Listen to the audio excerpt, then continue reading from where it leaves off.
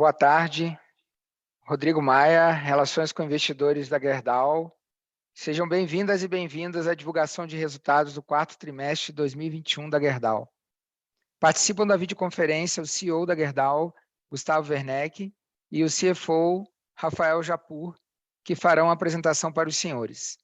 Os analistas e investidores podem enviar suas perguntas previamente pela opção Q&A.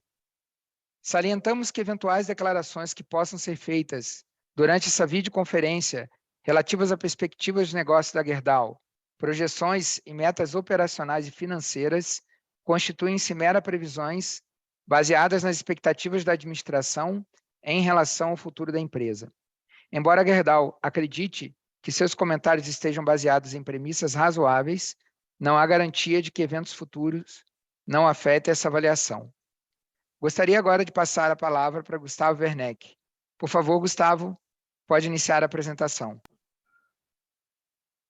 Obrigado, Rodrigo, e boa tarde a todas e a todos. Então, quero iniciar dando as boas-vindas a cada um de vocês a essa conferência de divulgação de resultados da Gerdau referente ao quarto trimestre de 2021, esperando que todas e todos vocês continuem bem e com bastante saúde. E hoje é uma conferência muito especial para nós, pois ela marca o fim e o início de um novo ciclo. Eu queria então começar agradecendo profundamente ao Scardoelli pela parceria, pelos aprendizados, pela amizade e pelo legado que ele deixa na Gerdau ao longo de mais de 3 décadas de extrema dedicação. A atuação do Scardoelli ela foi, sem dúvida, determinante para a nossa solidez financeira, a confiança do mercado e, eu diria, uma imagem positiva junto a todos os nossos stakeholders, em especial junto aos nossos investidores. A Gerdau do presente, que registrou em 2021, no ano em que a gente comemorou 120 anos, o melhor resultado da sua história centenária, certamente é também um reflexo dos esforços e liderança do Scardoelli para orientar e apoiar as equipes, também a sua visão estratégica de longo prazo. Então, Scardoelli, eu te desejo, nessa nova fase da sua vida, enormes realizações e alegrias junto aos seus novos projetos e, principalmente, junto à sua família.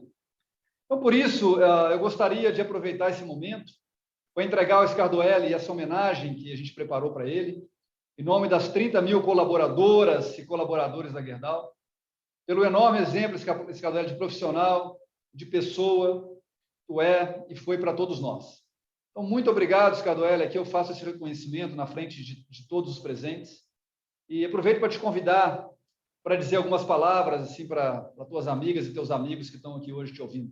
Te passo a palavra, Escador. Muito obrigado, Gustavo. Realmente é um momento aí bastante importante para mim. Eu me sinto, em primeiro lugar, muito agradecido, muito grato por todos esses anos aí junto à família Gerdau, junto à empresa, colegas, né, como você, dando as boas-vindas aí ao Japur, também colega aí de muitos anos de Gerdau que está assumindo a posição. Também agradecer muito a parceria do público que nos assiste agora, né? Analistas, investidores, né, que durante todos esses anos aí com os quais eu convivi com o mercado, sempre estiveram ao nosso lado, entendendo o nosso negócio, fazendo as perguntas e as perguntas que têm que ser feitas, perguntas muitas vezes para trazer mais clareza para a nossa interlocução com o mercado e com isso nos ajudando a passar uma mensagem de clareza para o mercado, interpretando nossos resultados, entendendo, né, o nosso modelo de negócios, né? Enfim, sendo agentes realmente de benefício para todo o mercado, todos os investidores. Então, agradeço a cada um de vocês. Você sabe que eu tive um contato aí muito próximo aí com todos vocês e sou muito grato, tá, a esses anos todos. Assim como sou grato, como eu falei, né, à empresa, à família, aos meus colegas todos, né? Recebi uma placa aqui com palavras de muito carinho, né, agradecendo pela jornada que eu tive nesses últimos mais de 30 anos, né? Falando sobre, né, a enorme amizade que será eternizada, né, a partir de agora, e eu realmente acredito nisso, né? Então, só tenho a agradecer, pessoal. E também dar as boas-vindas ao Japur, que com certeza vai fazer um trabalho excelente. A gente sempre espera que a pessoa que vem depois da gente não nos iguale, que nos supere, né, e que faça um trabalho ainda melhor. Eu tenho certeza que está nas mãos aí do Japur, em parceria aí com o Gustavo, que vão levar a empresa aí para novos níveis, né? E por último, um comentário muito rápido. A gente sabe que a gente está vindo de um ano de resultados recordes, né, como o próprio Gustavo mencionou. E sempre é bom, é como em futebol, né? A gente sempre gosta de sair quando as coisas estão boas, né? Mas eu torço para que esse não tenha sido o melhor ano, viu? E vou torcer realmente que a gente continue se superando como sempre se superou como empresa, tá? Muito obrigado, Gustavo. Passo a palavra de volta para vocês aí. Muito obrigado. Poxa, Scardelli, palavras muito gentis as tuas, e é com muita emoção que eu participo dessa divulgação de resultados aqui ao teu lado. Ainda lembro, como se fosse ontem, a primeira vez que eu conversei contigo com mais calma, né, com mais profundidade, e lembro de ter ficado muito impressionado com o teu enorme conhecimento do negócio, que era algo já notório, né, para todos nós. Mas logo me chamou mais a atenção a tua simplicidade e tranquilidade em lidar com todos os públicos. Você foi um exemplo durante esses 33 anos, não só para mim, mas para todo o time da Gerdau, que teve o privilégio de conviver contigo nessa jornada. Será uma honra para nós dar continuidade a este legado. E tenho convicção que seguirás cativando e inspirando pessoas nos novos desafios que estão por vir. Mais uma vez, muito obrigado por tudo. Tá bom. Então, mais uma vez, obrigado, Scardelli e Japur, também pelas tuas palavras iniciais. Eu reforço aqui com vocês, né, que a preparação para a transição entre os executivos, ela reflete também a nossa fortíssima cultura de desenvolvimento de nossas equipes. Ela foi cuidadosamente planejada com o objetivo de manter a solidez financeira da Gerdau. O Japur já está com a gente há muitos anos, né, trabalhando diretamente com o Scardelli, mesmo na jovialidade aí dos seus 39 anos, né, Japur? Está absolutamente preparado para dar continuidade ao legado do Scardelli e como foi o desejo do próprio Scardelli nas suas palavras, que a gente possa buscar resultados ainda melhores e maiores nos próximos anos, né? Então, a gente sabe, né, que a busca por esses resultados, né, e a manutenção do excelente relacionamento com os acionistas e parceiros do mercado financeiro, né, são esse foco do processo de transição agora com a Japur. Então, te dou as boas-vindas, tá, da Japur? Te desejo, assim, um enorme sucesso no seu desafio, que a gente possa viver intensamente essa jornada. Tenho certeza de que iniciamos hoje, né, mais uma parceria bem sucedida, como tem sido as últimas ao longo dos anos, né? Como foi a minha com a Scardelli, Japur, certamente será a minha contigo, né? E que a gente vai dessa forma contribuindo para que a empresa continue entregando ótimos resultados aí ao longo dos próximos trimestres. Então, o Japur vai começar falando sobre os destaques dos resultados gerais desse quarto trimestre, vai passar um pouco também do consolidado do ano de 2021, ele vai também explicar um pouquinho o desempenho das nossas operações de negócio. E daí, na sequência, né, eu vou compartilhar algumas informações sobre a nossa agenda de ESG, cada vez mais importante para o nosso futuro. Vou comentar também com vocês um pouco sobre os mercados em que estamos presentes. E concluindo, né, essa primeira parte, eu e o Japur ficamos totalmente à disposição para conversar com vocês sobre algum ponto, alguma dúvida, algum detalhe que vocês queiram explorar com mais detalhes. Então, sem demorar demais, Japur, já te passo aí a palavra para tu seguir com a tua explicação e eu volto aí depois da tua conclusão, tá? Fica contigo agora. Obrigado, Gustavo. Boa tarde a todas e todos. É um enorme prazer estar com vocês nessa minha primeira divulgação de resultados da Gerdau. Espero que estejam bem. Vamos iniciar a apresentação dos resultados financeiros do ano de 2021, que foi histórico para a Gerdau. Ao completar 120 anos, atingimos 23 bilhões de reais de EBITDA. Boa parte dos fatores que influenciaram nossos resultados neste ano tiveram sequência no quarto trimestre, no qual geramos um EBITDA de 6 bilhões de reais e uma margem de 27,8%. Vamos passar agora o resultado de cada uma de nossas operações de negócio. A operação de negócios Brasil alcançou um EBITDA de 2,8 bilhões de reais no quarto trimestre e uma margem de 31%, reflexo da importante demanda para a indústria, mesmo com a sazonalidade normal da construção, que ocorre geralmente no final de cada ano. Com isso, houve intensificação das nossas exportações, que passaram de 12% do volume das vendas no terceiro trimestre de 2021 para 25% no quarto trimestre de 2021.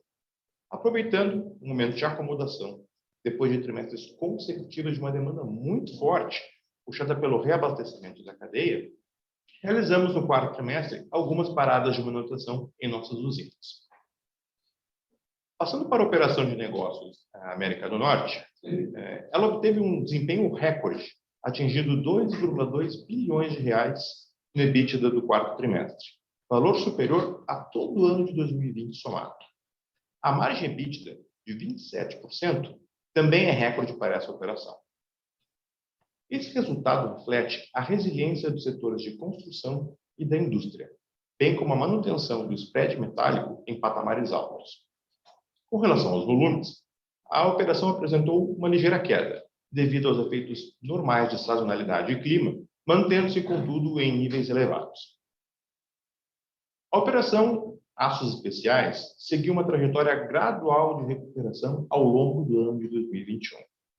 Os desafios com desabastecimento de semicondutores foram parcialmente compensados pelo bom desempenho do setor de óleo e gás nos Estados Unidos e pelo segmento de veículos pesados no Brasil, que consome significativamente mais aço especial do que os veículos leves e é menos afetado pelo fornecimento de semicondutores.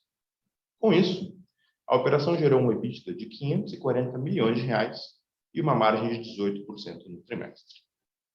Por fim, nesse slide, a América do Sul atingiu um EBITDA de 521 milhões de reais e uma margem de 23% no quarto trimestre de 2021.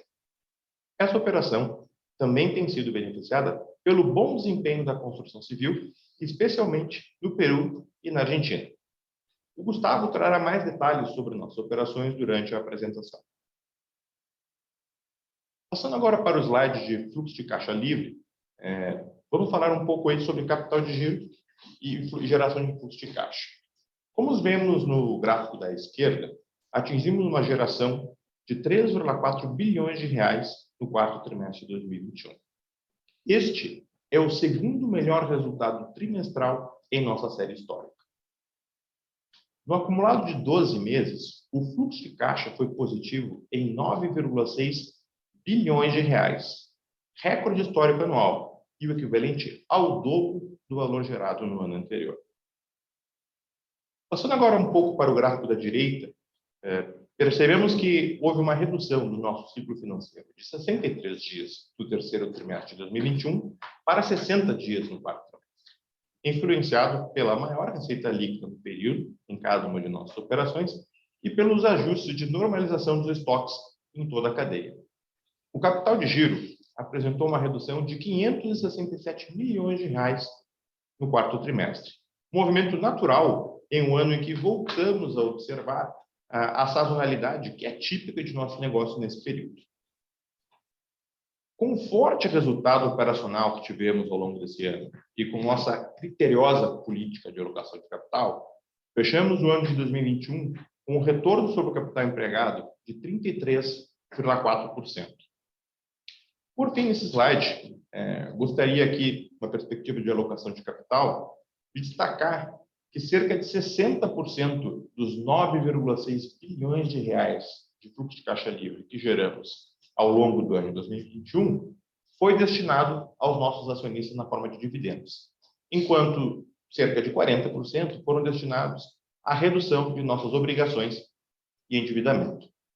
Falaremos um pouco mais sobre endividamento e a liquidez a seguir. Destaco que reduzimos a nossa dívida bruta ao longo do quarto trimestre de 2021 em 3,1 bilhões de reais, principalmente devido à oferta de recompra de parte de nossos bons, no montante de 2,2 bilhões de reais, e ao pagamento de alguns empréstimos bilaterais. Com isso, atingimos um patamar de dívida bruta de 14 bilhões de reais no fechamento do ano de 2021, nos aproximando, assim, do nosso objetivo de nossa política financeira de manter nossa dívida bruta abaixo de 12 bilhões de reais. Nossa dívida encontra-se quase 90% no longo prazo e possui um cronograma de amortização bem distribuído no decorrer dos próximos anos. Focando um pouco em nossa liquidez, além da robusta geração de caixa no período, tivemos no quarto trimestre movimentações significativas em nosso caixa, com destaque para o pagamento de 3,4 bilhões de reais em dividendos, assim como o recebimento de 1,4 bilhão de reais relativas ao ressarcimento de perdas incorridas pela companhia com o empréstimo compulsório da Eletrobras. Com isso, finalizamos o trimestre com um caixa de 6,8 bilhões de reais. Encerramos o ano de 2021 com uma dívida líquida de 7,3 bilhões de reais, 1,4 bilhão inferior ao valor reportado no terceiro trimestre. Essa posição, aliada aos expressivos resultados obtidos ao longo de 2021, reduziram nossa alavancagem financeira, medido pelo indicador dívida líquida por EBITDA nos últimos 12 meses, para um patamar de 0,30 vezes.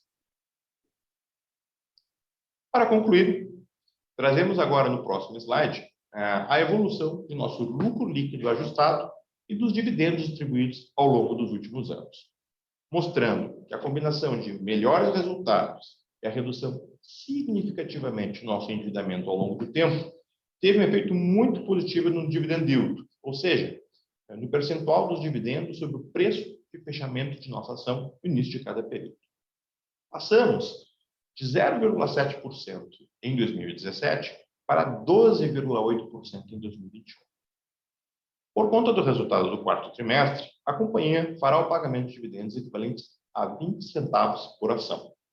Com isso, distribuiremos ao longo de 2021 expressivos 5,4 bilhões de reais, montante superior à soma do dividendo pago pela Gerdau S.A. ao longo dos últimos 10 anos. Agradeço a atenção de todas e todos e passo agora a palavra para o Gustavo, que irá comentar um pouco mais sobre as perspectivas do mercado e o nosso negócio. Gustavo, com você. Valeu, Japô. Obrigado aí pela tua participação. Então, eu peço agora rapidamente que a gente passe aí para o próximo slide, onde eu gostaria de iniciar fazendo uma atualização sobre alguns pontos importantes da agenda ESG da Gerdau, trazendo um pouco assim dos destaques e avanços dessa nossa jornada. Eu destaco aqui inicialmente o nosso compromisso em reduzir as emissões de gases de efeito estufa, dos chamados escopos 1 e 2, por um valor inferior a 50% da média global da indústria do aço.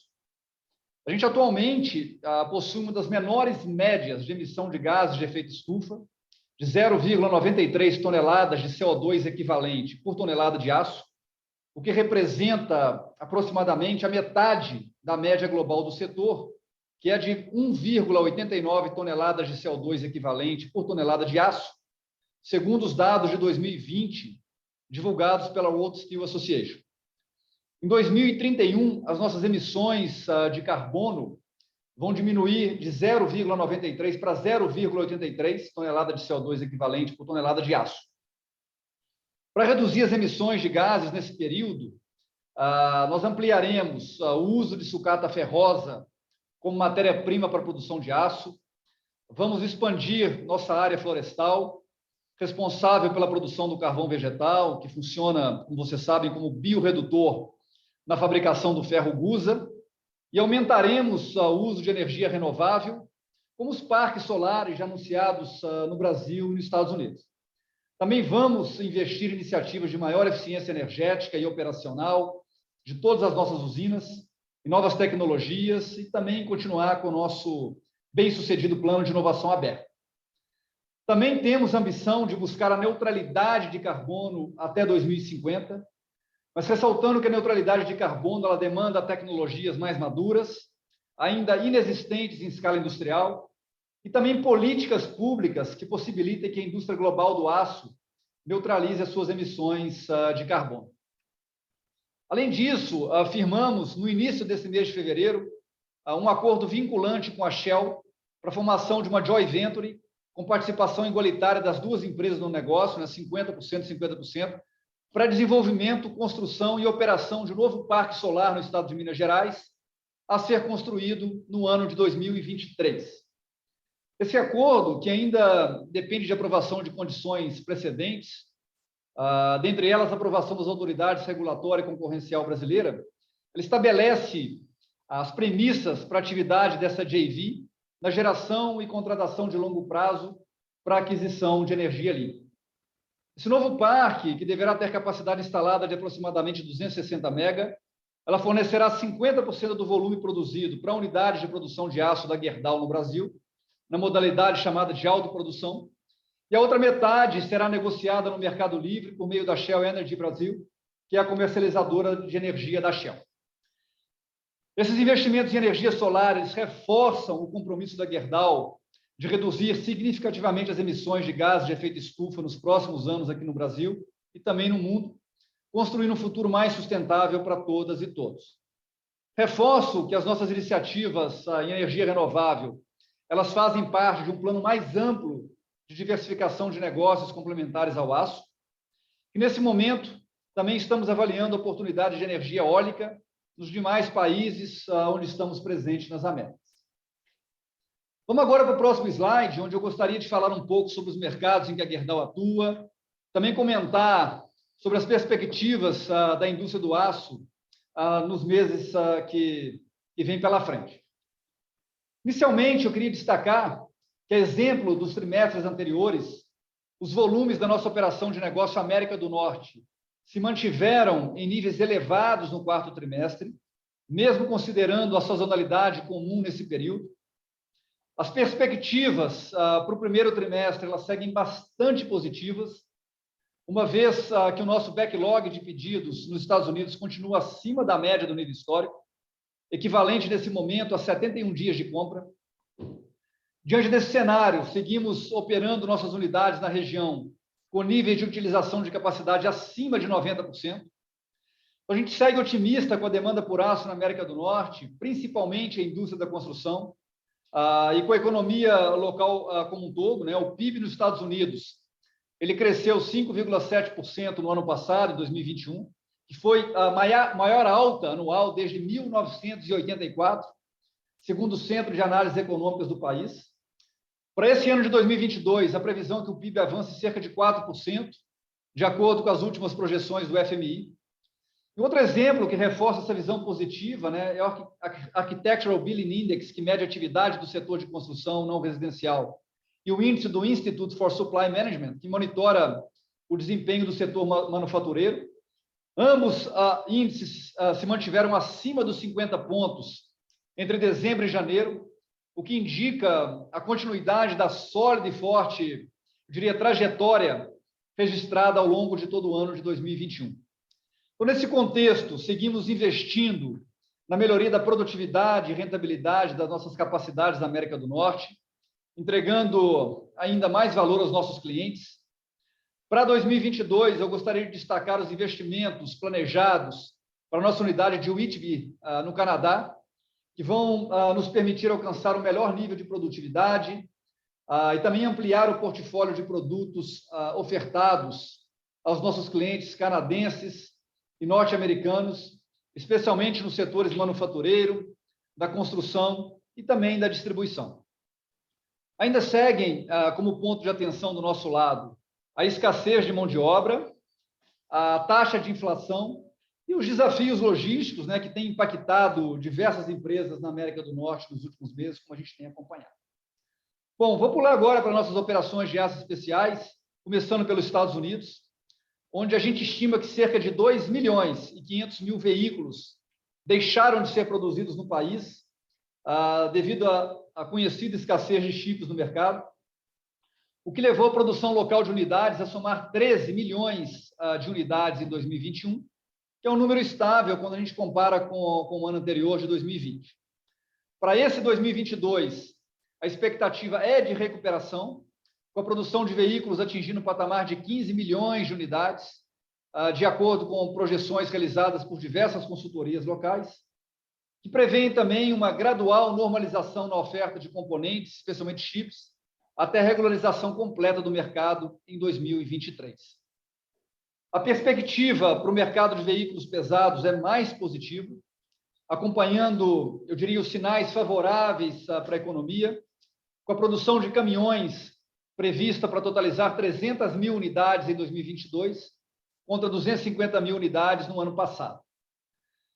Por sua vez, o setor de óleo e gás ele deve manter seu ritmo de recuperação, que a gente já viu no último ano, com os rig counts atingindo uma média de 604 em 2021 e subindo para 730 nesse ano de 2022. Também comento que seguimos avançando na nossa estratégia de negócio na nossa usina de Monroe, no estado do Michigan, que com a conclusão do ciclo de investimentos no ano passado, ela passará a ofertar 150.000 toneladas adicionais de aços especiais ao mercado, já nesse ano de 2022. Além disso, nós planejamos iniciar esse ano as obras para ampliação da capacidade do laminador da unidade, visando entregar produtos com maior valor agregado aos clientes já nos próximos anos. Mudo agora para o Brasil, para continuar falando de aços especiais, onde o mercado também tem sido impactado pela falta de chips, o que levou a produção de veículos a ter um crescimento tímido de cerca de 11% em 2021, na comparação anual, segundo os dados divulgados recentemente pela ANFAVEA. Estima-se que no mundo como um todo, 10 milhões de veículos deixaram de ser produzidos no ano passado, em virtude dessa escassez de componentes eletrônicos. Em 2022, a produção de veículos aqui no Brasil deve subir em torno de 9%, de acordo com a ANFAVEA. O segmento de veículos pesados, por sua vez, ele registrou no ano passado seu melhor desempenho desde 2012. Ainda segundo a ANFAVEA, a produção de pesados cresceu quase 75%, estimulado pelos elevados níveis de atividade dos setores de construção, do agronegócio e também de máquinas e equipamentos.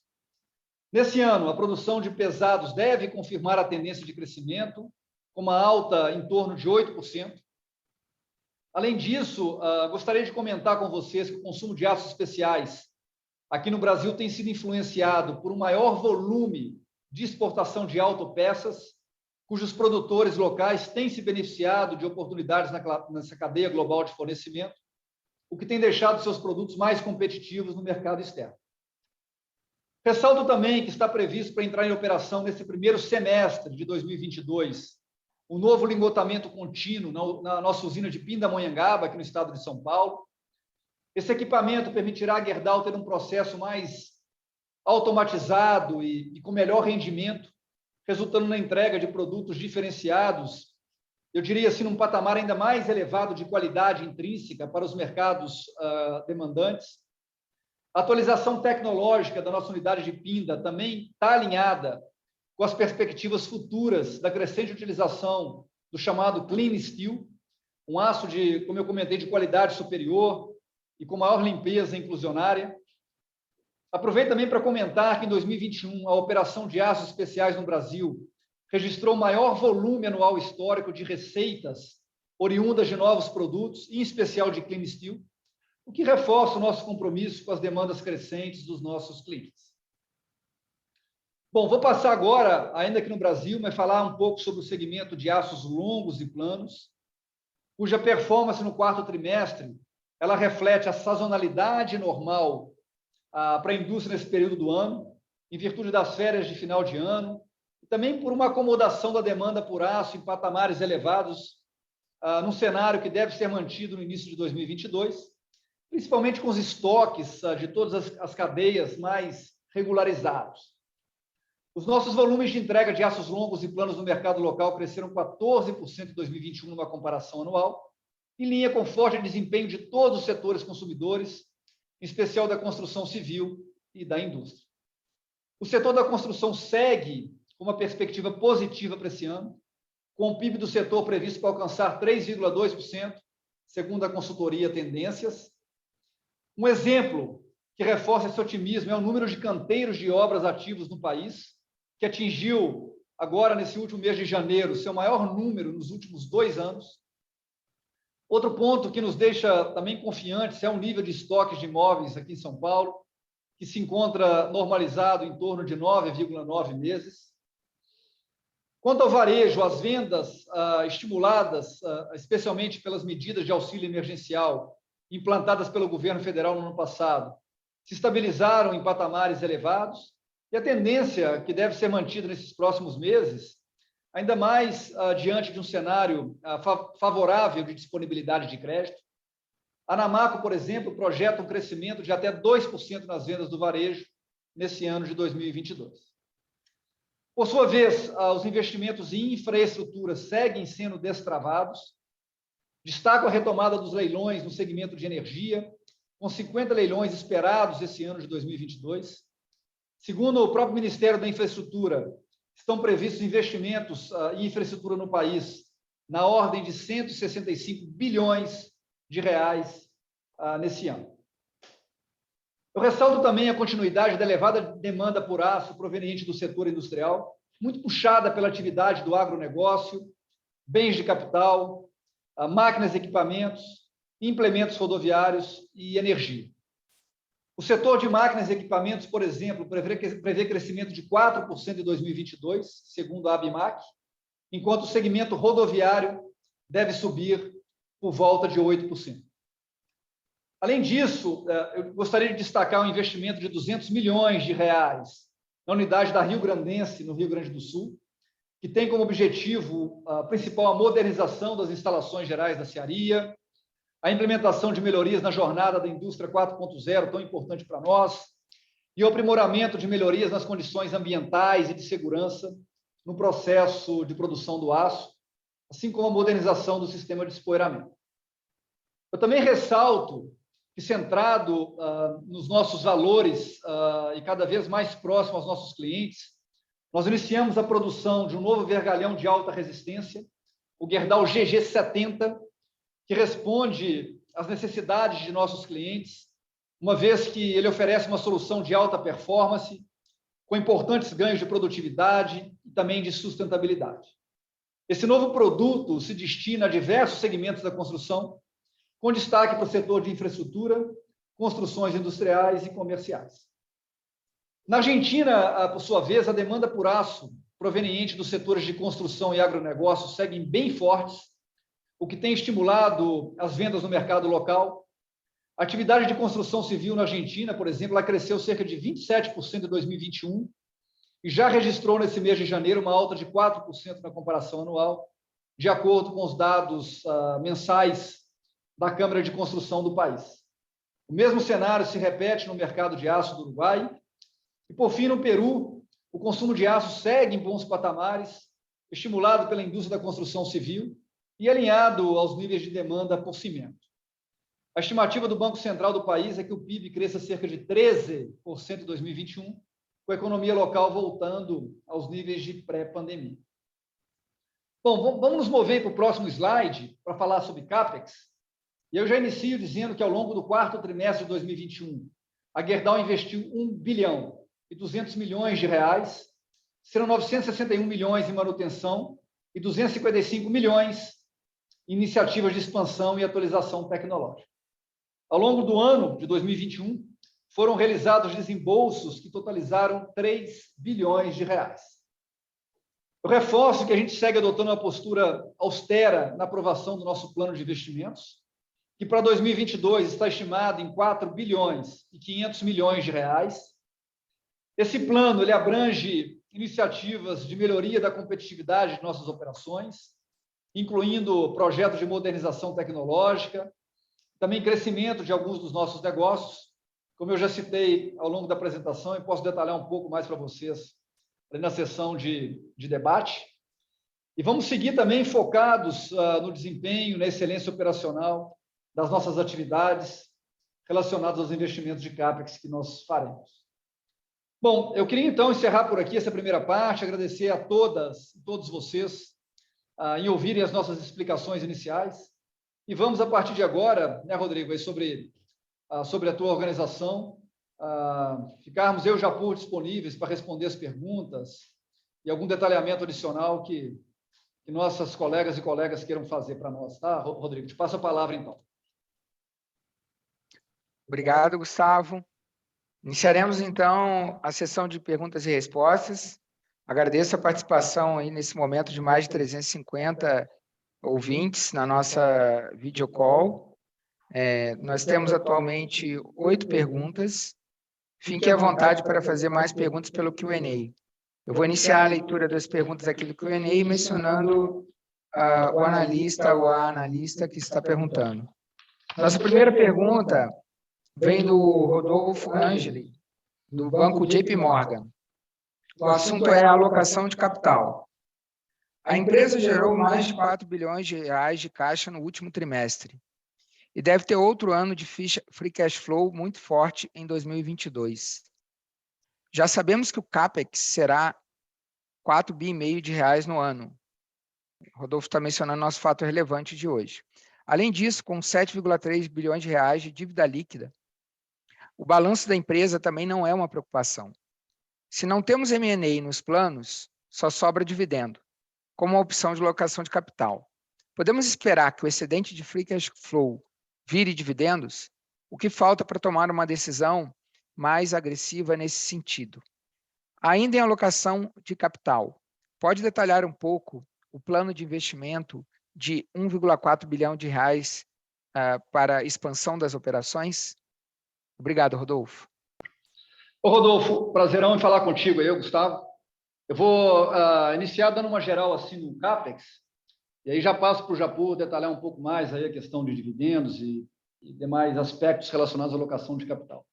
Em primeiro lugar, né, esse plano de desembolso de 4,5 bi de 2022, ele traz uma parte, cerca de 500 milhões de desembolso que nós não fizemos no ano de 2021. Quando eu cito ali no meu discurso inicial, austeridade e bastante cuidado assim, na aprovação dos CAPEX e desembolso também, está muito relacionado assim, a um momento que nós estamos enfrentando, não só no Brasil, mas nos Estados Unidos, de um pouco mais de dificuldade de executar o CAPEX, por questões de mão de obra, por questões de disponibilidade de equipamentos, de fornecedores. Então, nós estamos sendo assim, tendo muita parcimônia assim, no desembolso, entendendo que em alguns investimentos que não são tão críticos em termos de prazo, a gente está tomando a decisão de postergar algum desembolso, buscando negociações comerciais mais favoráveis à companhia. Então, esses 500 milhões vieram do ano passado, especialmente por esse motivo. E ao longo desse ano nós vamos tratar da mesma forma, né? Nós vamos ser muito cuidadosos para a gente, de fato, implantar investimentos que tragam as taxas de retorno previstas pela companhia. Bom, dentro desses 4,5 bi, ele começa a considerar, como eu já vinha falando com vocês há alguns trimestres, uma necessidade de investimentos de manutenção em Ouro Branco, que é uma usina que ela está chegando no final de vida útil. Diferente das nossas mini-mills, que anualmente a gente faz a manutenção e elas se habilitam novamente para operarem dentro do conceito adequado de saúde dos equipamentos, as usinas integradas elas têm ciclos de vida mais longos. E Ouro Branco está chegando ao fim desse ciclo, que nos exigirá, ao longo dos próximos anos, um volume de investimento maior, né? Mas que é perfeitamente absorvido pelo balanço da companhia, para a gente poder renovar a vida útil desses equipamentos, como altos fornos, coqueria. Né? Então, o geral do CAPEX, do aumento, é isso aí. Também estamos buscando oportunidades assim bem discutidas de crescimento de produção, muito pontuais, dentro de categorias de produtos nos quais nós somos líderes, nos quais a gente entende que nós temos um patamar adequado de rentabilidade. Cito como exemplo a bobinas a quente, né, que é um desses investimentos que já foi aprovado e os desembolsos já iniciaram. Nós estamos ampliando a capacidade de produção na usina de Ouro Branco em 250 mil toneladas, já que o nosso laminador, depois da partida em 2015, ele vem operando completamente lotado. E nós entendemos que, com canais de distribuição própria, comercial Gerdau, nós temos condição de atender os nossos clientes integralmente com essas 250 mil toneladas adicionais. Então, nós vamos olhar isso com bastante cuidado, colocando capacidade de produção que ela possa trazer os retornos nos prazos e nos patamares adequados para a companhia. No demais, Rodolfo, são investimentos de manutenção, de atualização tecnológica. Cada vez mais a gente entende que os aspectos de indústria 4.0 eles são muito relevantes para a redução dos nossos custos. Então, um pouco do racional assim do CAPEX é esse, mas certamente o Japur pode colocar um pouco mais de colorido nisso aí e falar também dos temas de dividendos, tá, Japur? Te passo a palavra, tá? Obrigado, Gustavo. Rodolfo, vou interagir de novo com você. Acho que a coisa que a gente tem trabalhado muito internamente, né, Gustavo, é que de forma alguma a gente vai baixar os nossos níveis de exigência de retorno de capital para fazer aprovações de investimento. A gente tem sido muito criterioso, não só em retorno, mas em escopo e na qualidade da execução dos investimentos que a gente está se propondo a executar daqui para frente. Né? Com relação à alocação de capital, eu entendo que a gente já foi razoavelmente agressivo esse ano, quando a gente distribuiu 60% basicamente nossa geração de caixa, depois nossas obrigações de CAPEX e montar a nossa posição de capital de giro necessária para atender os mercados e ter o nível de rentabilidade que a gente teve. 60% da geração de caixa livre a gente destinou para dividendos ao longo do ano de 2021. Se a gente observar o nosso payout, que a gente incluiu no nosso slide, a gente pode observar que nos últimos 4 anos, sempre a gente distribuiu mais do que 30% do nosso lucro. Né? Então, a gente entende que se a situação permanecer positiva com relação à geração de caixa, a gente vai seguir com esse mesmo expediente de eventualmente aprovar e deliberar como proposta da administração dividendos superiores aos 30% estabelecidos em nosso estatuto, mas achamos ainda prematuro fazer uma mudança tão profunda, tão importante de mexer no nosso estatuto para trocar a nossa cláusula de payout, visto que hoje a gente tem a flexibilidade necessária para, em momentos de maior geração de caixa ou de menor geração de caixa, a gente adequar o dividendo para o nível que seja adequado do ponto de vista de manter os nossos compromissos com o nosso negócio e manter os nossos compromissos de remuneração adequados aos nossos acionistas. Obrigado. Nossa próxima pergunta vem do Caio Ribeiro, do Bank of America. Boa tarde, obrigado pela oportunidade. Minha pergunta é em relação aos custos na operação de negócio Brasil. Queria ver se poderiam comentar como enxerga a evolução nos próximos trimestres, principalmente em relação ao carvão, e como serão a evolução das margens no Brasil ao longo desse ano. Em segundo lugar, os preços de aços longos no Brasil. Hoje, enxergamos um desconto bem alto em relação ao vergalhão turco, e os preços parecem continuam caindo no mercado doméstico. Queria ver se poderiam comentar sobre qual seria o trigger para reverter essa tendência e fechar esse desconto versus o vergalhão turco. Obrigado. Tá bom, Caio, muito obrigado aí pelas tuas colocações, tá? Eu gostaria de responder as tuas perguntas, assim, primeiro dando talvez um sobrevoo maior, assim, sobre o que tem acontecido na Gerdau como um todo, e daí eu já pouso esse sobrevoo, assim, no Brasil e detalho um pouco mais o que vem acontecendo em termos de volumes, custos, margens, rentabilidade, ao longo do 4º trimestre e já no início desse ano. Né? Quando a gente olha o ano de 2021, onde nós fizemos esse EBITDA histórico de 23 bi, né? Ele foi um ano assim bastante especial, né? Para nós, para o mercado de aço como um todo, ainda mais no ano que a gente completou 120 anos. O melhor resultado antes desse de 23 bi de EBITDA tinha sido no ano anterior, de 2020, tinha sido 7,7 bi de EBITDA, né? Então, houve uma alteração positiva assim, bastante significativa na nossa geração bruta de caixa, saindo de 7 para 23.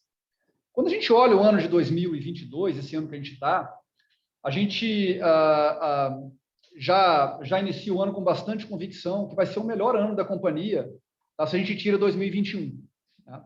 É claro que a gente quer e está trabalhando para a gente estar o mais próximo possível do que foi 2021, mas 2022 vai ser um ano, assim, sem dúvida, um dos grandes anos da história da Gerdau. Eu diria que a gente está muito mais próximo de fazer o resultado de 2021, de 23 bi, do que o ano de fazer o ano de 2020, que foi 7 bi. Tá? O primeiro trimestre desse ano ele começa muito forte para nós. Né? Ele começa mais forte do que começou o primeiro trimestre do ano passado, que foi esse ano recorde. Muito puxado assim pelos resultados da América do Norte, isso tem sido mais do que suficiente para mitigar algumas dificuldades que eu já comento, que a gente teve aqui no Brasil no final do ano passado e no início desse ano. Então, a nossa visão desse ano como um todo de resultados para a Gerdau é absolutamente positiva. E reforço assim, que o primeiro trimestre desse ano ele está muito forte, mais forte do que foi o primeiro do ano passado, mas temos que aguardar um pouco como é que vai ser o desenrolar dos mercados ao longo do segundo trimestre e do terceiro trimestre desse ano. Então, a perspectiva é muito positiva. Né? Mas aterrissando um pouco agora em Brasil, antes de falar de custos e rentabilidade, né? Eu queria só que a gente entendesse um pouco o que aconteceu no quarto trimestre e no início desse ano, para a gente não criar assim a falsa conclusão de que o que a gente viu no quarto trimestre, mais especificamente em dezembro e janeiro, ele é a realidade do mercado da agora para frente. Tá? Em primeiro lugar, assim, a gente voltou a ter no mês de dezembro aquela sazonalidade típica de final de ano, o que não aconteceu em 2020, né? Porque a demanda estava represada, estoques sendo recuperados. Então, essa sazonalidade que é típica de todos os anos, ela aconteceu no final do ano passado, tá? Com as festas de final do ano. Então, tem um impacto da sazonalidade. Tá? Tem um outro impacto importante que os estoques na cadeia estão regularizados. Então, nós não vamos ver, assim, de certa forma, uma demanda artificial no ano de 2022, com crescimento de estoque na cadeia que a gente viu em 2021. Isso já foi feito, os estoques estão regularizados. Tá? Teve um terceiro fator também, que no nosso caso foram as paradas de produção que nós fizemos em dezembro, que são paradas típicas desse período de sazonalidade. A gente deixou de fazer algumas em 2020, mas voltamos a fazer agora dentro de uma rotina natural dos nossos negócios. Tá?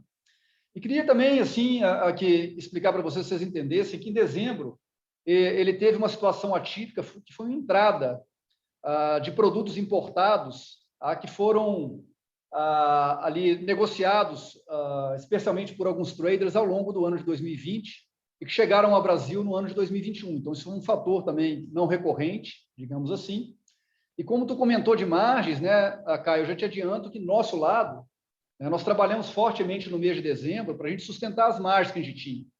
Então, houve, assim, um trade-off importante a ser considerado no mês de dezembro e no final do quarto trimestre entre essa questão de volumes e margens, e que, do nosso lado, nós trabalhamos fortemente para manter as margens que a gente vinha tendo até então. Então, tem esses fatores, assim, eu diria, não recorrentes no quarto trimestre, e no mês de janeiro a gente começou o ano com mais dificuldade, em função, especialmente, da Covid, que ela teve um impacto muito significativo nos negócios gerais do Brasil, nos primeiros, diria, mais dos primeiros 15 dias de janeiro, e também muito influenciado por essas fortíssimas chuvas que caíram, especialmente no estado de Minas Gerais, ao longo do mês de janeiro. Então, houve essa dificuldade nos primeiros dias de janeiro, mas a partir do dia 15 de janeiro, a gente já percebeu uma regularização na entrada diária de pedidos, o que está se confirmando agora também no mês de fevereiro. Né? Então, o que a gente vê um pouco mais de variação de volumes é na distribuição, pelos fatores que eu comentei de estoque, mas nos outros segmentos do nosso negócio, como construção civil, especialmente indústria, varejo e infraestrutura também, o nível de demanda real que a gente tem nesse momento é bastante parecido com o que a gente teve no ano passado. Com relação a custos, né, o maior impacto que a gente tem tido continua sendo o carvão. havia uma expectativa assim, de que o carvão ele teria uma diminuição de preço logo agora no mês de fevereiro, que não houve. A gente continua enxergando que vai haver uma redução de preço ao longo dos próximos meses, mas ele vai trazer um certo impacto de custo para nós, que, de certa forma, olhando a Gerdau Brasil como um todo, ela é mitigada pela flexibilidade de rotas de produção que a gente tem. Então, a questão da sucata, do biorredutor, em que a gente não tem, eu diria assim, um controle maior, uma gestão maior sobre esses insumos, ela mitiga um pouco, assim, né, olhando a Gerdau Brasil como um todo nos próximos trimestres, ou nos próximos meses, essa questão de custos. Tá? Então, para concluir, né, com relação a prêmio de importação, nesse momento, ela está variando bastante, até em função do câmbio, mas planos ele está no patamar positivo, né, ali por volta de 8%. Em longos ele está negativo. A gente entende que ele vai se movimentar naturalmente para o seu lugar correto ao longo das próximas semanas, mas é um tema que ele vai ter que ser conduzido, né, sempre com esse olhar que eu comentei de os estoques da distribuição regularizados. Não tem nenhuma expectativa de entrada de volumes adicionais de importação no Brasil ao longo das próximas semanas e meses. A gente entende que já voltou aos patamares tradicionais de importação, né? Então, eu resolvi ser um pouco mais longo aqui na minha explicação, para que, na resposta direta de custos, margens, entendessem um pouco mais o cenário global, um pouco mais o cenário brasileiro, e daí, certamente, eu dou condições aí para vocês explorarem mais um pouco dos detalhes aí, em função das minhas colocações gerais aí sobre o mundo e sobre o Brasil. Mas, Japur, se tu tiver algum ponto que tu queira adicionar, aí fique sempre à vontade, tá? Obrigado. Nossa próxima pergunta vem do Leonardo Corrêa, Banco BTG Pactual. Primeiro, um agradecimento. O Leonardo manda uma boa tarde a todos e agradece o Scardoelli por tudo e parabéns por todo o trabalho. E manda boa sorte para o desafio do Japur. Ele tem duas perguntas que a gente já está comentando nesse call, e eu vejo se Gustavo ou o Japur querem complementar. A primeira pergunta é pressão de margens no EBIT da Operação Brasil. Acha que consegue estabilizar o nível de rentabilidade na região ou ainda espera uma pressão no primeiro semestre? E a segunda pergunta é, a meta de dívida bruta praticamente atingida, 12 bi de reais, especialmente agora com o real mais próximo de 5, devemos esperar uma nova política de dividendos em breve? Eu aproveito até para fazer a pergunta também do Thiago Lofiego, do Banco Bradesco, que emenda essa mesma questão da dívida bruta. E complementa se faz sentido a Gerdau considerar uma fórmula de dividendo mínimo, atrelada a EBITDA ou Free Cash Flow, para dar maior visibilidade aos investidores sobre o tema. Obrigado.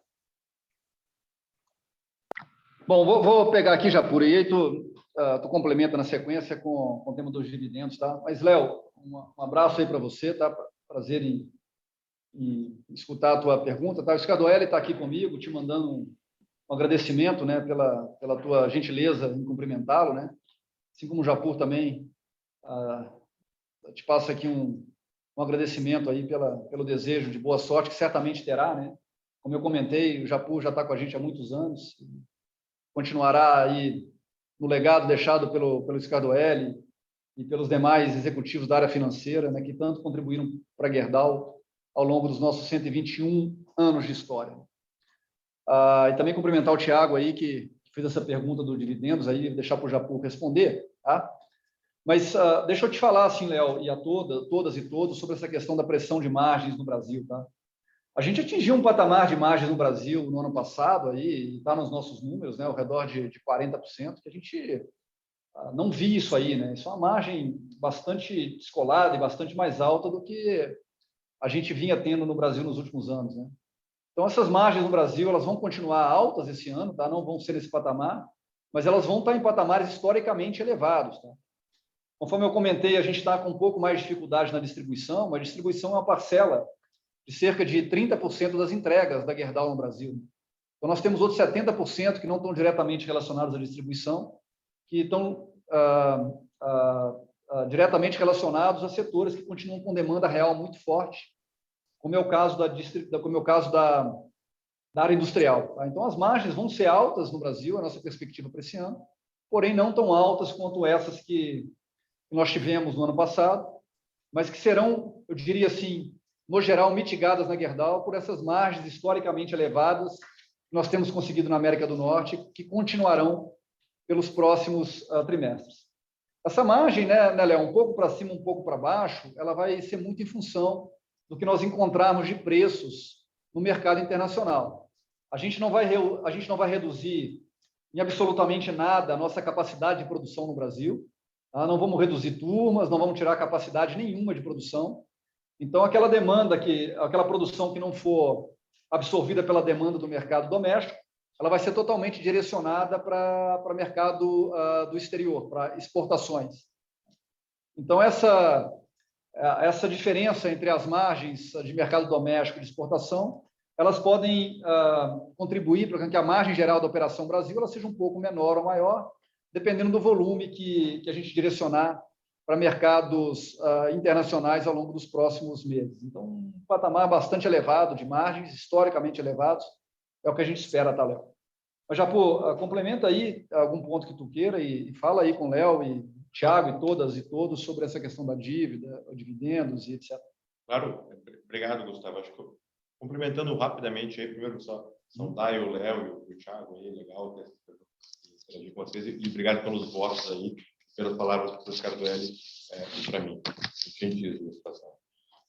Acho que um ponto importante, né, Gustavo, que não só a cadeia, nossos clientes passaram por um momento importante de reabastecimento e de montagem de estoques, mas a própria Gerdau, se a gente compara nosso nível de capital de giro, seja em valores absolutos de reais, seja em ciclo financeiro, a gente, ao longo do ano de 2021, a gente fez um investimento importante em capital de giro dentro da nossa construção do nosso fluxo de caixa. Né? Então, isso também garante, ao longo do ano de 2022, que os resultados que talvez, eventualmente, não sejam tão bons no nível de EBITDA e de margens com relação ao ano de 2021, mas do ponto de vista de geração de caixa, a gente está muito otimista, né, com relação às perspectivas para o ano, para a Operação Brasil, para a Operação América do Norte e os demais negócios. Né.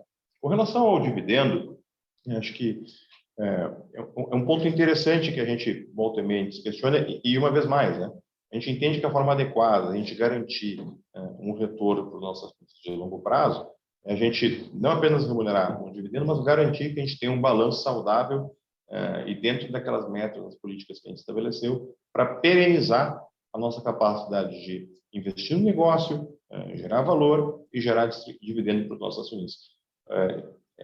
É verdade, quando a gente olha a nossa perspectiva histórica, nos últimos anos a gente se aproximou bastante dos nossos 12 bilhões de reais de meta, mas ainda estamos em 14 bilhões de reais. Tem que vender muito aço, né, Gustavo, para gerar 2 bilhões, reduzir 2 bilhões de reais nossa dívida.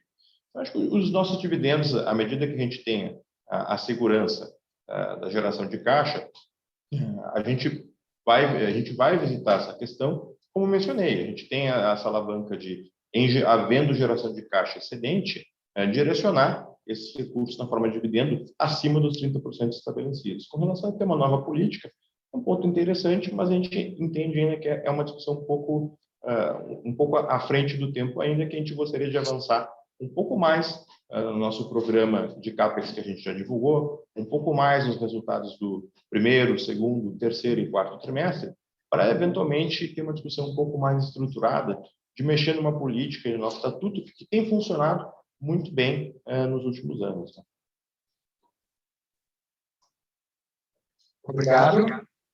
Nossa próxima pergunta vem do Daniel Sasson, do Banco Itaú BBA. Em relação aos Estados Unidos, a meta antes da Covid era ter margem EBITDA de 10% em qualquer cenário. No mundo pós-Covid, qual vocês acham que seria o nível sustentável de margem na Operação América do Norte? Aproveito para adicionar a pergunta do Andrés Bockenhauser, do Banco UBS. A construção não residencial aumentou 11% ano contra ano em 2021, mas a inflação de custo da construção está acima de 20% ao ano. Isso significa que a atividade de construção não residencial está em declínio? Obrigado.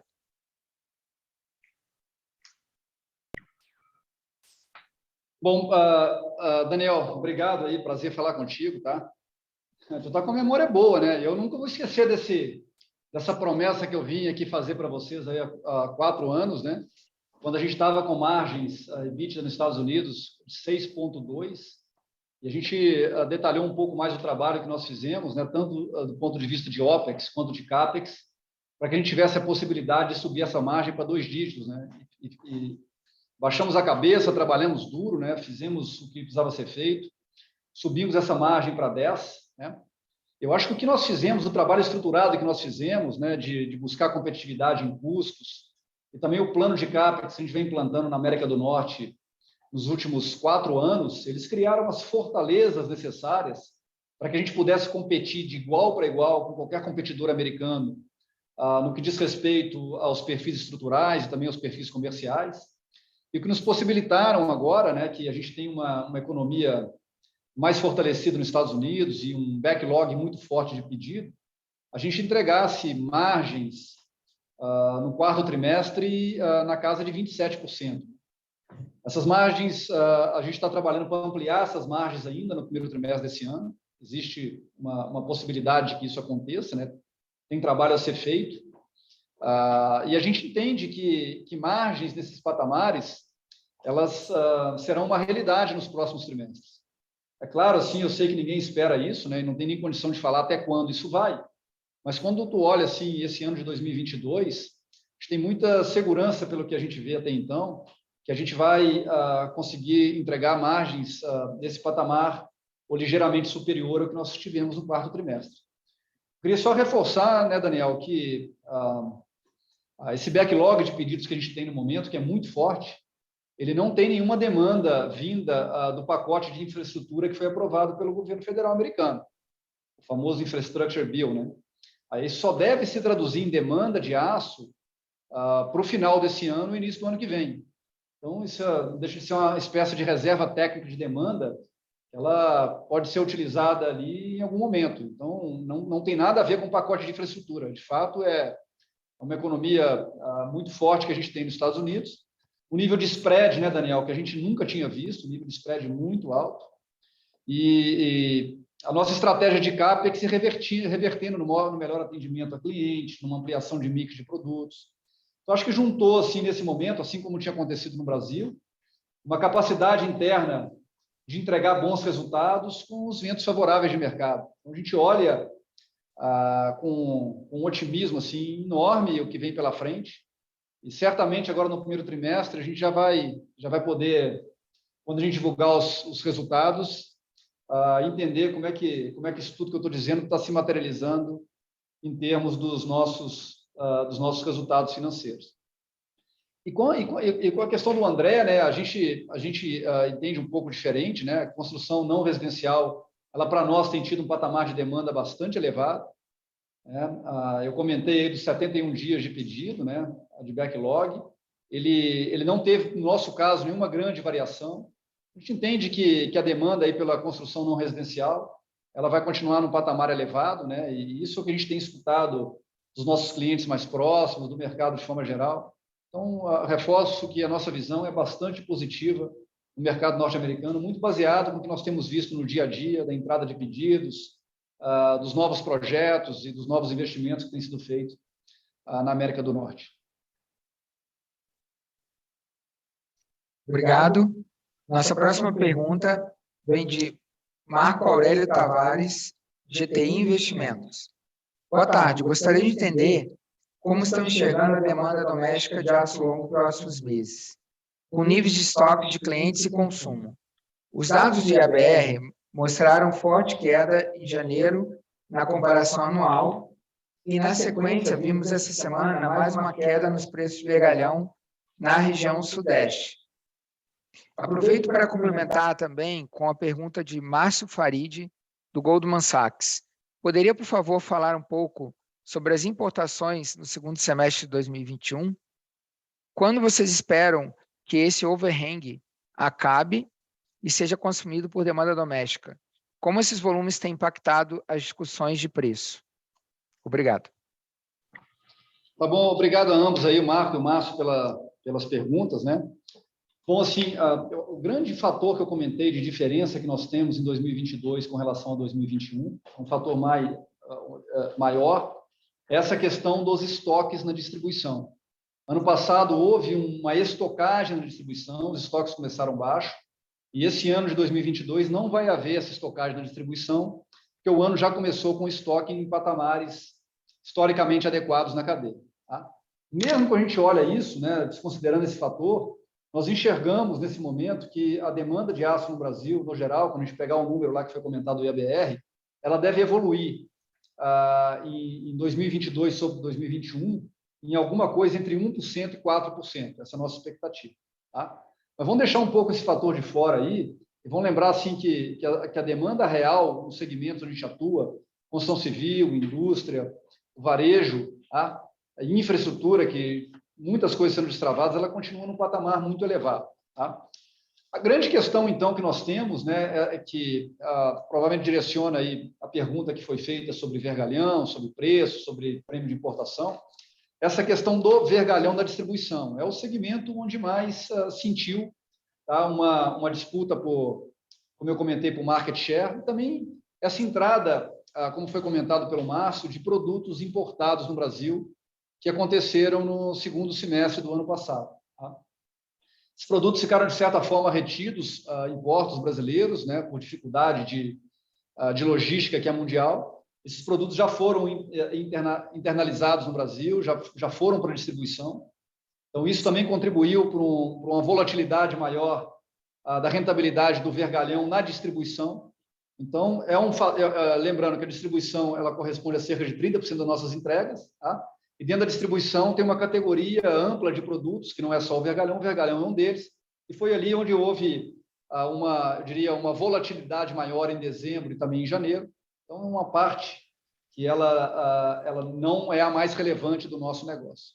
A expectativa da agora para frente é que não entre mais produto importado, que ele volte a uma estabilidade, né? A gente não vê nenhum movimento nesse sentido, até porque não existe nenhum estímulo do ponto de vista de prêmio de importação para que isso aconteça, e que ao longo das próximas semanas, e ainda dentro desse trimestre, essa equação assim, do vergalhão especialmente, e mais especificamente na distribuição, ela seja equacionada e volte a um patamar de estabilidade que foi observado durante muito tempo no Brasil. Então, uma visão geral sobre esse tema é essa aí que eu passei para vocês.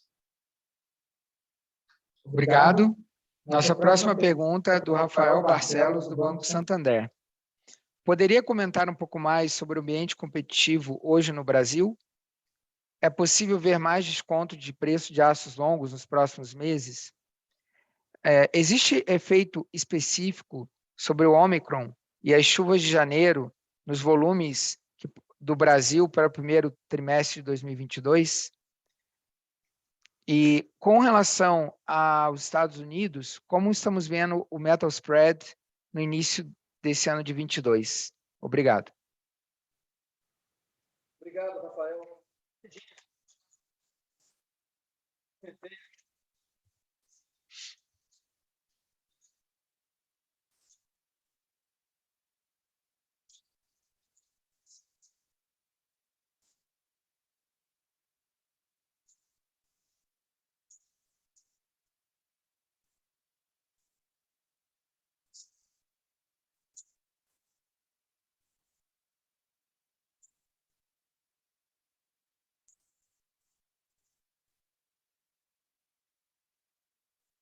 Rentabilidade histórica elevada.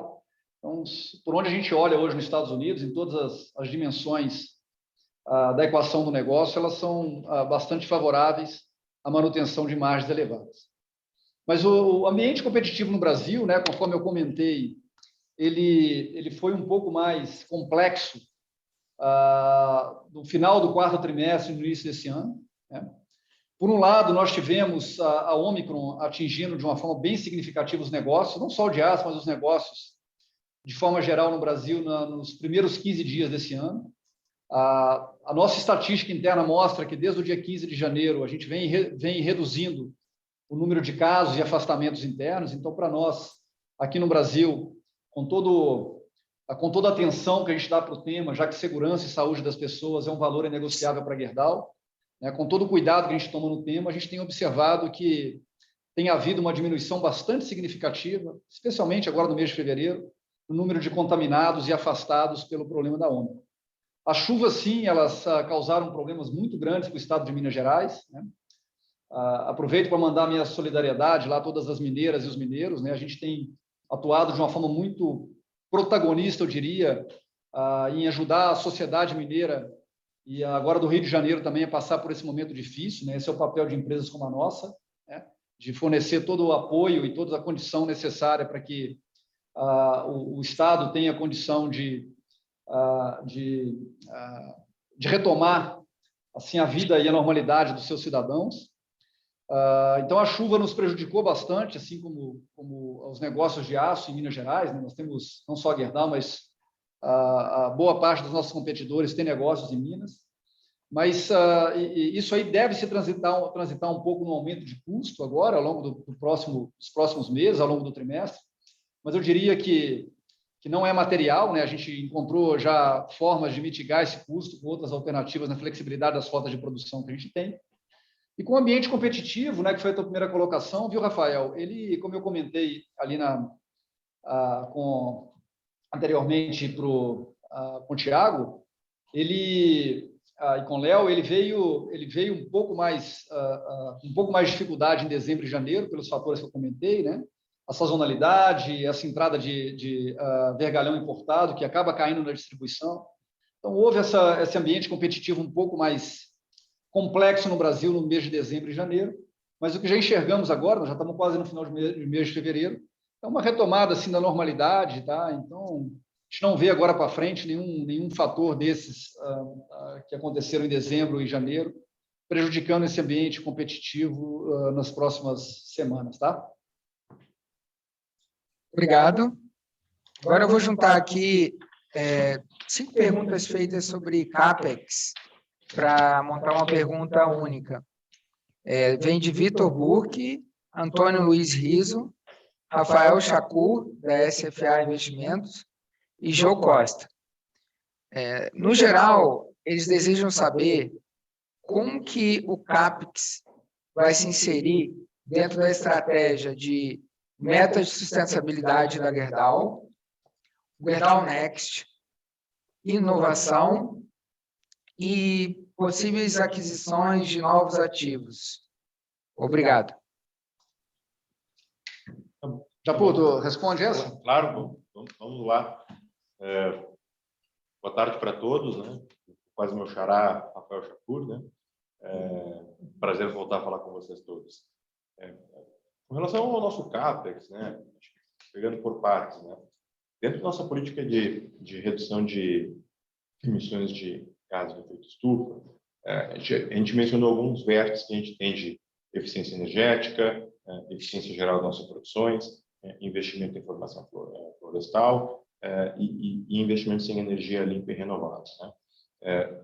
Estamos buscando alternativas e iniciativas em cada uma dessas verticais dentro do nosso programa, não só neste ano, mas uma visão do longo prazo, né? E isso se reflete no fato relevante que hoje divulgamos, quando a gente deixa claro que dentro desse montante de desembolso de 2022, teremos cerca de 800 milhões de reais, 33 acima do que tínhamos com relação ao ano de 2020 e ao ano de 2021, de incremento em investimentos que geram retorno, que geram impacto com relação à sustentabilidade, quer seja por melhor eficiência energética, redução de emissões, controle de efluentes, redução e aumento da recirculação de água. Então, entendemos que estamos aí, em cada uma de nossas operações, né, Gustavo, investindo de forma muito consciente, muito judiciosa, digamos, de realmente ter investimentos que garantam a perenidade do nosso negócio no longo prazo. Com relação à estratégia em si de novos investimentos, acho que aquilo que o Gustavo já mencionou em algumas perguntas atrás, né? Os nossos investimentos hoje eles estão muito focados nos ativos que nós já temos. Nós não temos grandes investimentos greenfield que estamos vislumbrando nesse momento. Estamos muito focados, sim, em maximizar o retorno dos ativos que já temos.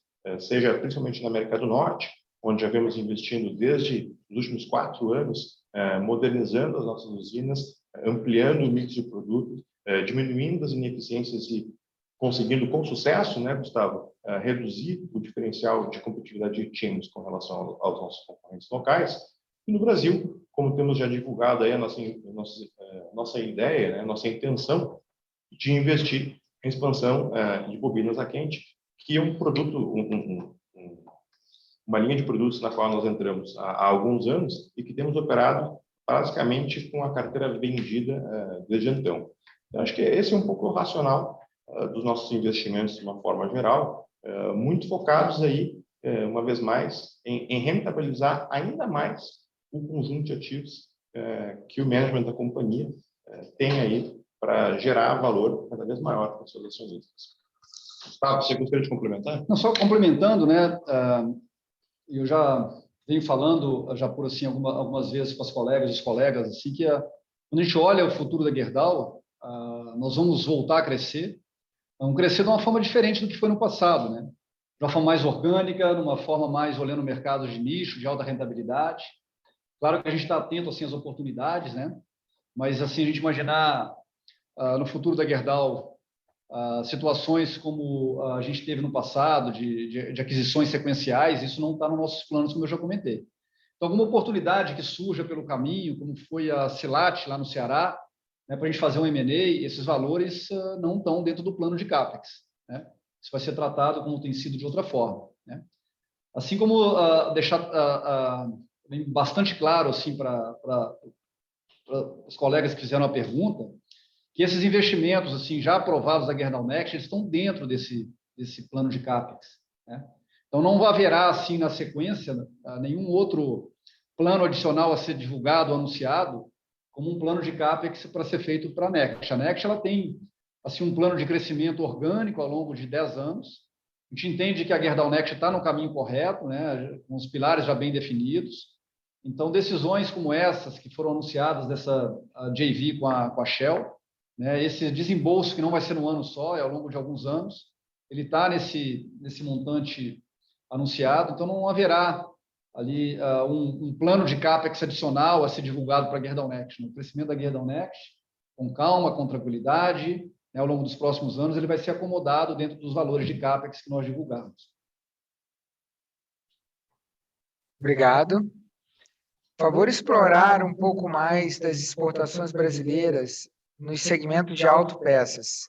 Pergunta do Antônio Luiz Riso. É um aumento consistencial? É um novo fator estrutural? Ou é apenas um momento ligado à oportunidade? Você vê a indústria de autopeças ganhando competitividade? Essas exportações estão ligadas ao segmento de leves ou de pesados? Por favor, quantificar. Tá bom.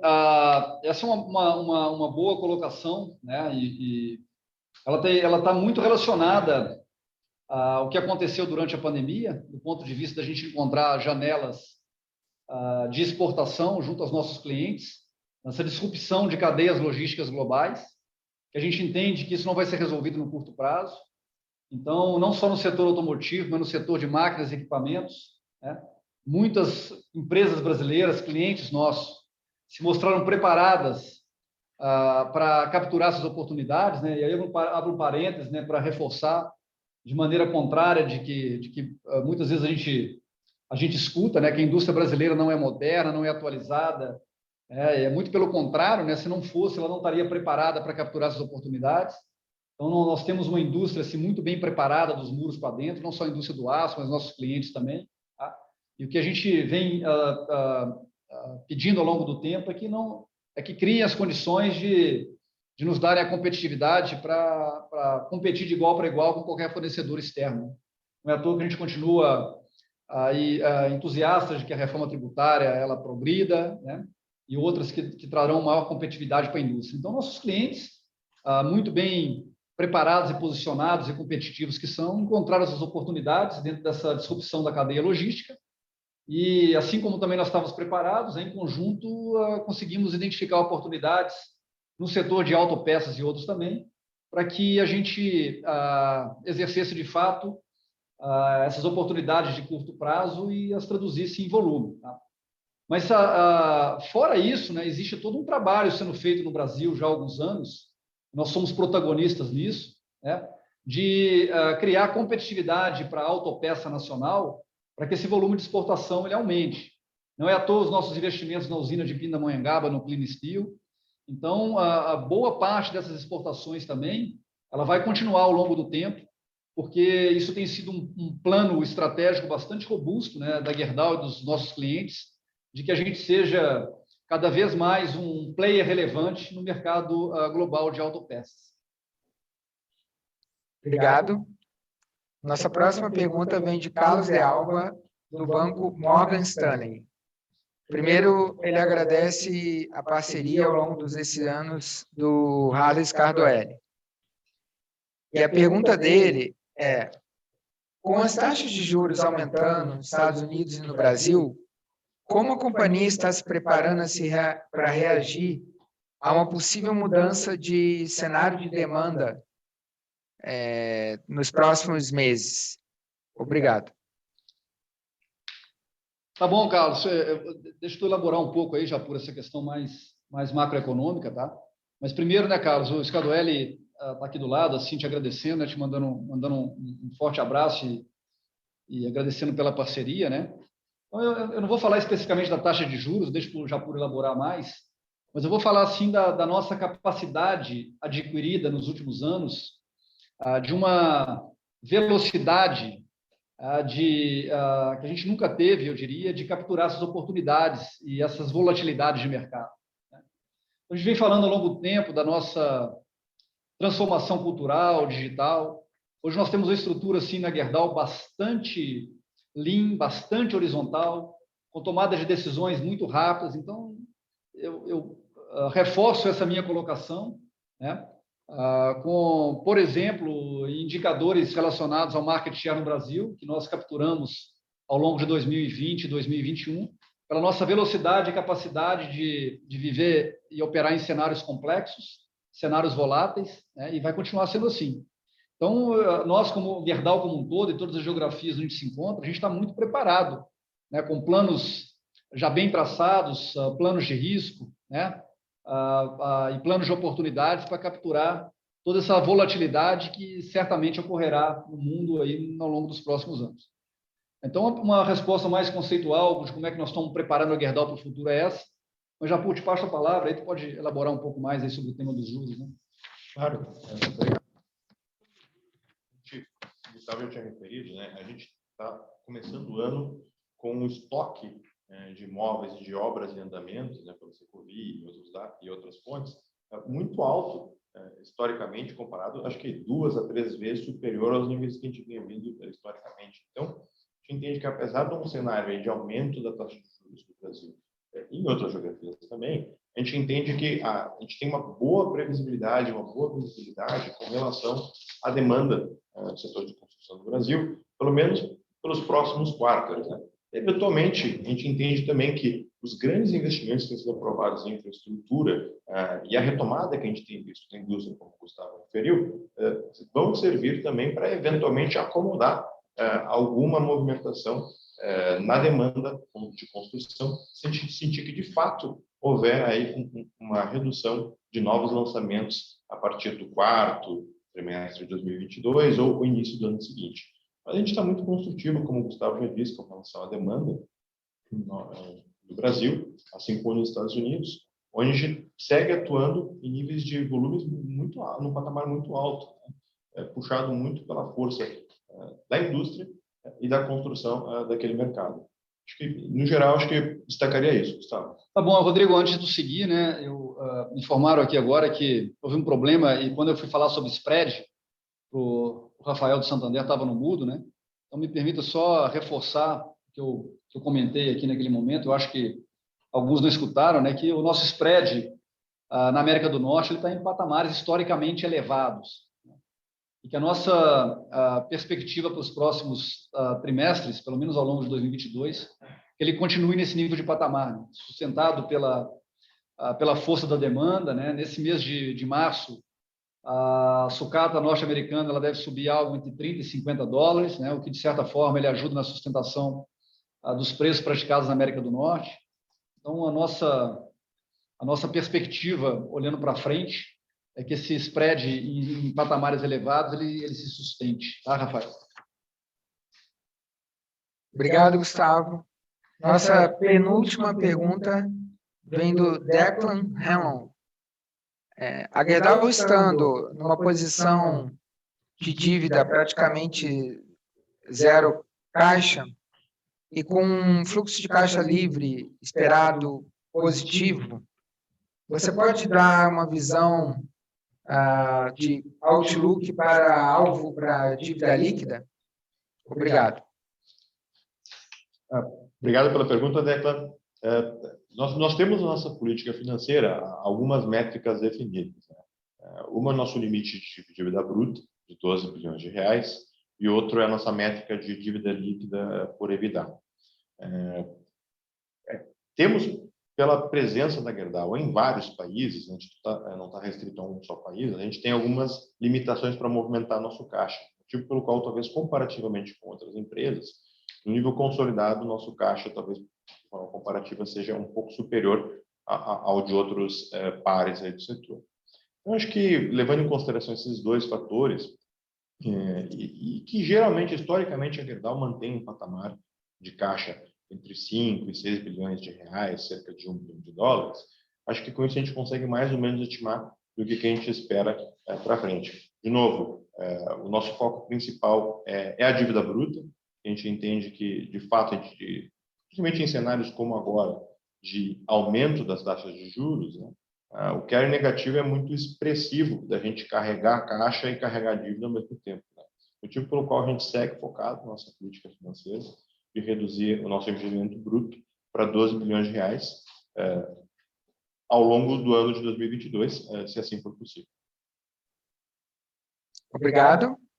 Agora, a nossa última pergunta vem de Marco Aurélio, de GTI Investimentos. Os dividendos da metalúrgica Gerdau incluem o repasse da parcela recebida pela Gerdau S.A. E continua com caixa na holding. Quando a companhia espera usar esse caixa aqui